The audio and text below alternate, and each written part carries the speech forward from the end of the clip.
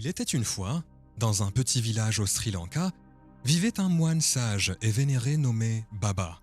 Baba avait passé des années à étudier et à pratiquer le bouddhisme, et ses enseignements attiraient des gens de loin qui cherchaient sa guidance sur le chemin de l'illumination. Dans ce village vivait un jeune garçon nommé Shomara. Il avait entendu des contes sur la sagesse de Baba et était impatient de le rencontrer. Shomara s'intéressait beaucoup à apprendre la nature des gens et comment différencier le vrai du faux. Un jour, Shomara se rendit humblement au monastère de Baba, désireux de chercher ses conseils. Il s'approcha de Baba avec le plus grand respect et s'assit à ses pieds, cherchant des réponses à ses questions brûlantes.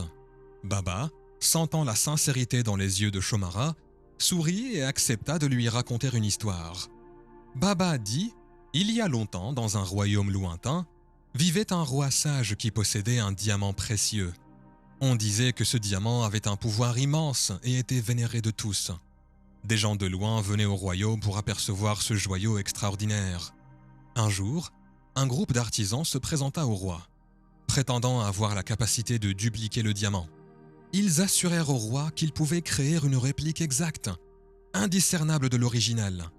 Intrigué, le roi accepta leur proposition.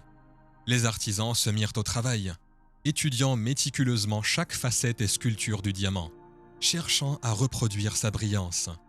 Ils travaillèrent jour et nuit, mettant tout leur cœur et leur âme dans leur art. Enfin, après de nombreux mois, ils présentèrent au roi ce qui semblait être une réplique parfaite. Le roi, émerveillé par l'artisanat, s'émerveilla devant la réplique. Cependant, au fond de lui, il avait des doutes. Il appela son conseiller de confiance et lui remit le diamant en disant « Prenez ce diamant et placez-le parmi les vrais dans mon trésor. Observez et voyez si quelqu'un peut discerner le vrai joyau de la réplique. » Le conseiller fit comme le roi lui avait demandé. Les jours se transformèrent en semaines, et de nombreuses personnes visitèrent le trésor pour contempler les diamants éblouissants. Mais personne ne put dire lequel était l'original et lequel était la réplique. Cependant, un jour, un humble moine renommé pour sa sagesse entra dans le trésor. Alors qu'il marchait parmi les diamants, il ferma les yeux et tendit la main, effleurant doucement chacun d'entre eux. Soudain, il s'arrêta, sa main s'attardant sur un certain joyau. « Ceci est le véritable diamant », proclama le moine avec confiance. « Les autres ne sont que des imitations. » Le roi, intrigué par la déclaration du moine, s'approcha de lui et demanda « Comment as-tu discerné le vrai diamant des autres ?» Le moine riait et répondit « La réponse ne réside pas dans l'apparence physique, mais dans la manière dont le diamant résonne avec mon être intérieur. Le véritable diamant porte une énergie pure et divine.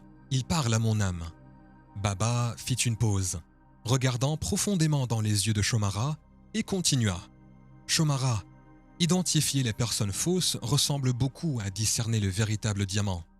Cela demande un sens aiguisé de l'observation. Mais surtout, cela nécessite de se connecter avec son intuition intérieure. Tout comme le moine perçoit l'énergie du véritable diamant, nous pouvons souvent ressentir l'authenticité ou la fausseté d'une personne en nous connectant à notre propre sagesse intérieure. » Shomara acquiesça, comprenant la profonde leçon que Baba avait partagée. À partir de ce jour-là, Shomara se lança dans un voyage de découverte de soi, apprenant à faire confiance à son intuition et à observer les actions et les intentions des gens. Des années plus tard, Shomara devint connu comme un leader sage et compatissant, guidant les autres pour distinguer le vrai du faux. Il attribuait sa sagesse aux enseignements de Baba et à l'ancienne histoire du diamant. Et ainsi, le conte de la quête de Baba et Shomara pour identifier les personnes fausses continua d'inspirer les générations, leur rappelant que le véritable discernement réside en chacun, attendant d'être éveillé par la pureté du cœur et la lumière de la sagesse.